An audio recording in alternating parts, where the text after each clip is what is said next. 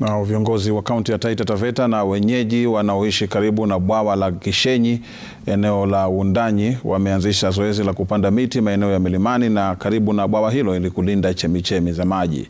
Mpango huo unanuiwa kuwanusuru wakazi wa eneo hilo kutokana na athari za mvua. Keith Simiyu ana maelezo zaidi.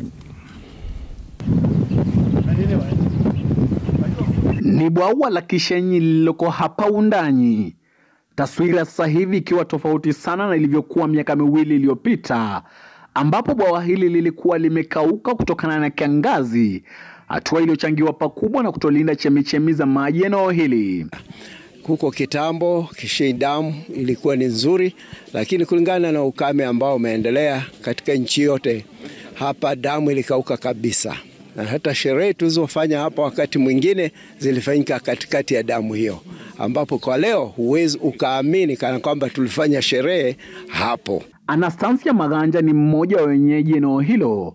Anakiri kuwa bwawa hilo kwa muda lilikuwa halijawahi kukauka tangu jadi, ila miaka miwili iliyopita hali ilikuwa tofauti, hatua ambayo imewapelekea wakulima kuanza kupanda miti maeneo hayo kulinda mazingira. Niseme yani ilikuwa kama historia, kwa sababu nimekulia huku na tangu utoto wangu damu ilikuwa haijai kauka, lakini kwa sababu ya kiangazi ndio ikawa kwamba damu imekauka. So itakuwa ni kumbukumbu, kwa sababu hata hii miti tutakapoituza pia na watoto wetu itakuwa kwamba ni kumbukumbu kwa siku hii ya leo. Wakulima hao wakijitolea kupanda miti aina tofauti, huku wakitaka mashirika yanayohusika kaunti hiyo kuwasaidia kununua miche zaidi kwa wakulima hao. Hii hali ya hii damu mahali ilifikia ilikuwa ni mbaya.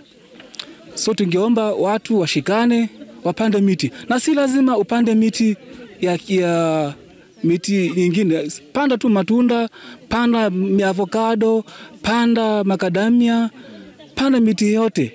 Aidha, viongozi wa maeneo hayo wameungana na wenyeji kwa kusisitiza kuwa malengo yao si tu kupanda miti eneo hilo, ila pia kuongeza nafasi ya misitu ili kuwafikia 10% ifikapo mwaka 2030 ndani ya kaunti ya Taita Taveta kama mojawapo ya ajenda ya serikali kuu. Tulikuwa hapa wakati damu ilikuwa imekauka na tukafanya maombi, na leo tunashukuru maana damu imejaza maji.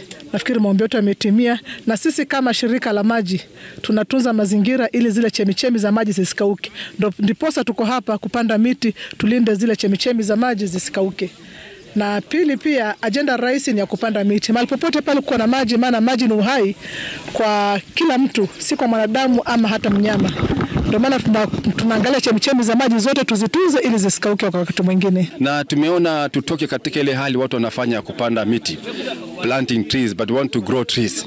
So leo kama vile umeona tumehakikisha kwamba tumepeana pia watu waende na miti nyumbani kwao, wale ambao ni wakazi wa hapa karibu. Ili sababu ya kufanya hivyo kwa sababu wakienda na mti nyumbani tunajua kwamba atautunza na utamea. Kwa sasa wito umetolewa kwa vijana, kina mama na hata wazee kujitokeza na kuungana na jamii ili kupanda miti maeneo ya chemichemi ya maji ili mradi kuinua uzalishaji wa chakula. Kwa hivyo tuko ground kuhakikisha kwamba serikali inaweza kutimisha agenda yake ya kupanda the 15 billion trees.